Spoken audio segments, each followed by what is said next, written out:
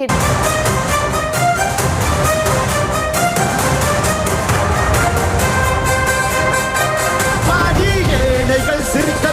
ரெட்டையல ஆடணும், தமிழ்நாடு ஜெயிக்கணும்னா எடப்பாடியார் ஆடணும். ஏழைகள் சிரிக்கணும்னா ரெட்டையல ஆடணும், தமிழ்நாடு ஜெயிக்கணும்னா எடப்பாடியார் ஆடணும். ஏழைகள் சிரிக்கணும்னா ரெட்டையல ஆடணும், தமிழ்நாடு ஜெயிக்கணும்னா எடப்பாடியார்.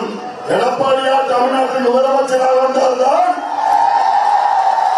உங்கள் பெண்களுக்கும் பெண் பிள்ளைகளுக்கும் பாதுகாப்பு கிடைக்கும். தமிழ்நாட்டிலே இதுவரை 12 முதலமைச்சர்கள் ஆண்டார்கள். எம்ஜிஆர் அவர்கள் காலத்திலும், அண்ணா அவர்கள் காலத்திலும், செல்வி ஜெயலலிதா அம்மையார் அவர்கள் காலத்திலும், எடப்பாடியார் அவர்கள் காலத்திலும்.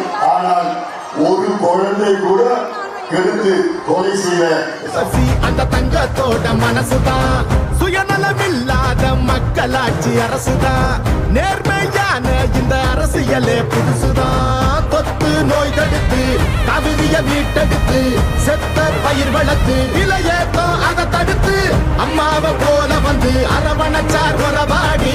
நல்லாட்சி வேணும்னா வரணும் எங்க எடப்பாடி. ஏழைகள் சிரிக்கணும்னா ரெட்டையல ஆடணும், தமிழ்நாடு ஜெயிக்கணும்னா எடப்பாடியார் ஆடணும். ஏழைகள் சிரிக்கணும்னா ரெட்டையல ஆடணும், தமிழ்நாடு ஜெயிக்கணும்னா எடப்பாடியார் ஆடணும். ஏழைகள் ரெட்டையல ஆட, தமிழ்நாடு ஜெயிக்கணும்னா எடப்பாடியார் ஆடணும்.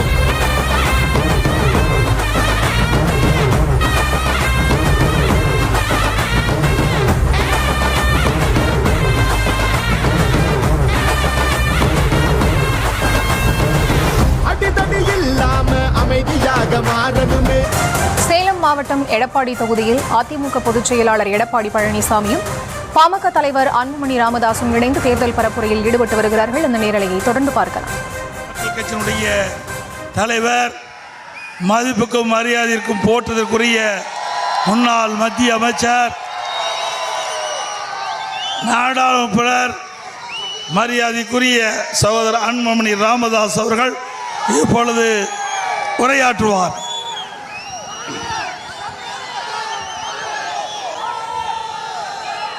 நடைபெறுகின்ற சட்டமன்ற தேர்தலில் அனைத்து இந்திய அண்ணா திராவிட முன்னேற்ற கழகத்தின் தலைமையிலான வெற்றி கூட்டணி, தேசிய ஜனநாயக கூட்டணி இந்த கூட்டணி சார்பிலே இன்னும் 2 வாரத்தில் தமிழகத்தின் முதலமைச்சராக பொறுப்பேற்கின்ற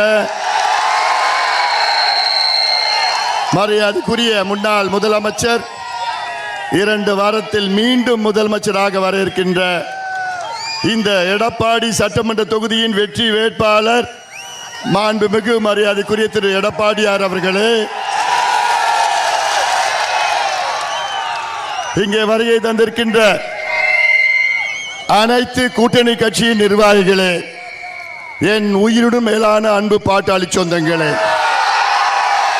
உங்கள் அனைவருக்கும் இந்த அன்புமணி ராமதாசின் பணிவான வணக்கங்கள்.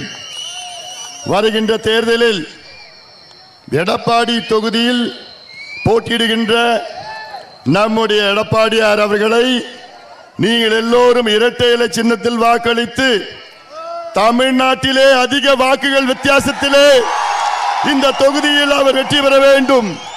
இது உறுதியாக நடக்கும். அது மட்டுமல்ல, இன்னும் 2 வாரத்திலே தமிழ்நாட்டில் ஆட்சி மாற்றம் நடக்கும். எடப்பாடி பழனிசாமி அவர்கள் தமிழ்நாட்டின் முதலமைச்சராக வருவார். அது உறுதி. அது வந்தால்தான் தமிழ்நாட்டில் உள்ள பெண்களுக்கு பாதுகாப்பு, தமிழ்நாட்டில் உள்ள குழந்தைகளுக்கு பாதுகாப்பு. இங்கே வருகை தந்திருக்கின்ற அத்துணை தாய்மார்களுக்கும், தமிழ்நாட்டில் அத்துணை பெண்கள் தாய்மார்கள் பெற்றோர்களுக்கும் என்னுடைய பணிவான ஒரு வேண்டுகோள். உங்களுடைய பெண்கள் பெண் பிள்ளைகளுக்கு பாதுகாப்பு வேண்டும் என்றால் எடப்பாடி பழனிசாமி அவர்கள் தமிழ்நாட்டின் முதலமைச்சராக வர வேண்டும்.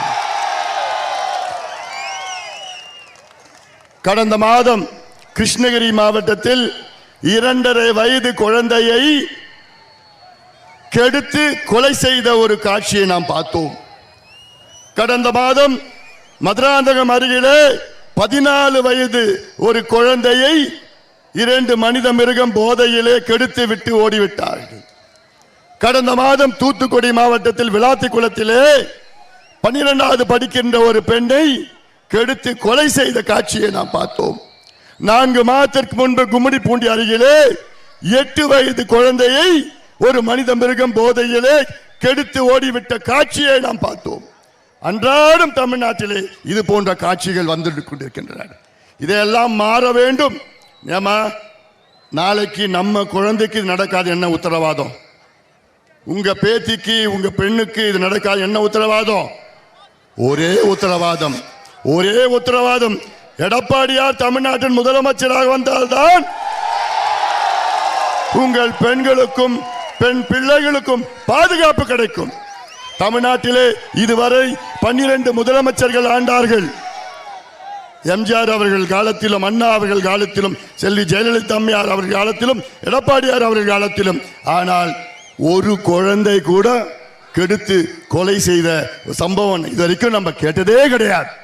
ஆனால் இந்த கேடுகட்ட துப்புக்கட்ட திமுக ஆட்சியில அன்றாடம் இந்த குழந்தைகளை சிதைத்து சிதைத்து பிஞ்சு குழந்தைகளை கொன்று குவித்துக் கொண்டிருக்கின்ற இந்த திமுகவை விரட்டி அடியுங்கள், வீட்டுக்கு அனுப்புங்கள். அது மட்டுமல்ல, எடப்பாடியார் அவர்கள் ஒரு விவசாயி, ஒரு விவசாய குடும்பத்திலே பிறந்தார். இன்று தமிழ்நாட்டில் விவசாயிகள் தற்கொலை செய்து கொண்டிருக்கின்றார்கள். 3280 விவசாயிகள் தினம் 2 விவசாயிகள் தற்கொலை செஞ்சுட்டு இருக்காங்க. தினம் விவசாயத்திற்கும் ஸ்டாலின் அவர்களுக்கும் ஏதாவது சம்பந்தம் இருக்கா? எதுவும் கிடையாது. ஸ்டாலின் அவர்கள் அவருடைய தொடக்க தேர்தல் பிரச்சாரத்தில் தமிழ்நாட்டில் அவர் செய்ததை வைத்து வாக்கு கேட்டார், எடுபடல, ஏன்னா எதுவும் செய்யல. பிறகு பிஜேபி வந்துரும் பிஜேபி வந்துரும் ஒரு பொய்யை சொல்லி வாக்கு கேட்டார், அதுவும் எடுபடல. அதன் பிறகு எடப்பாடியார் அவர்களையும் என்னையும் தனிநபர் விமர்சனம் செய்து கொச்சையா மோசமான வார்த்தைகளை கேட்ட ஸ்டாலின் அவர்கள் இப்ப அதுவும் எடுபடல. இப்ப ஸ்டாலின் அவர்கள் எந்த அளவுக்கு இறங்கிட்டார் தெரியுமா? நான் ஆட்சிக்கு வந்தா 8000 ரூபாய் கூப்பனை தரேன்.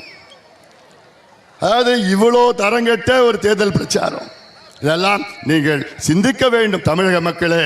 நம்முடைய எடப்பாடியார் அவர்கள் ஒரு விவசாயி. இந்த மாவட்டம் மட்டுமல்ல, தமிழ்நாட்டில் உள்ள விவசாய திட்டங்களை நிச்சயமாக நீர் திட்டங்களை கொண்டு வருவார்.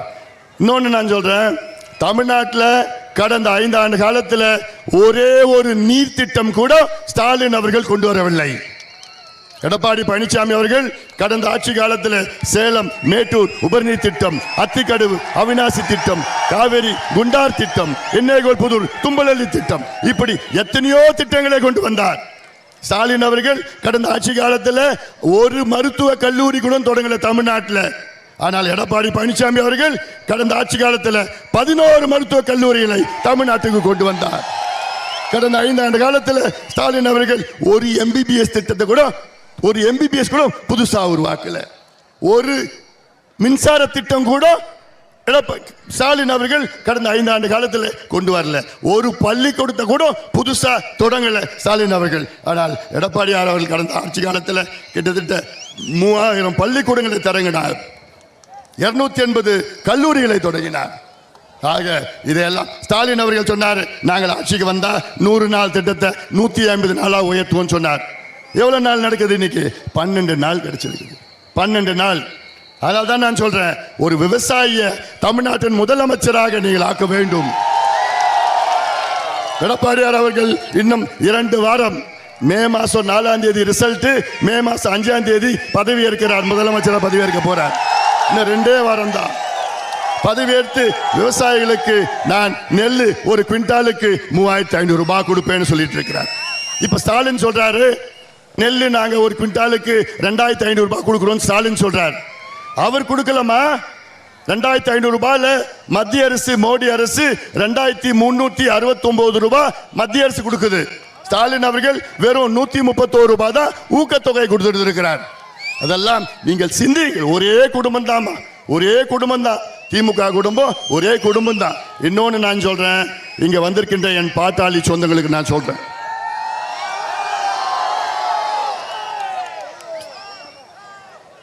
கடந்த ஓராண்டு காலம் நடந்த நிகழ்வுகள்லாம் உங்களுக்கு எல்லாம் தெரியும். இந்த நிகழ்வுகளுக்கு காரணம் ஸ்டாலின் அவர்களும் அவருடைய மருமகன், அவர் குடும்பம் தான் காரணம். இது ஒவ்வொரு பாட்டாளி சொந்தமும் இது ஞாபகம் வச்சுக்கணும்.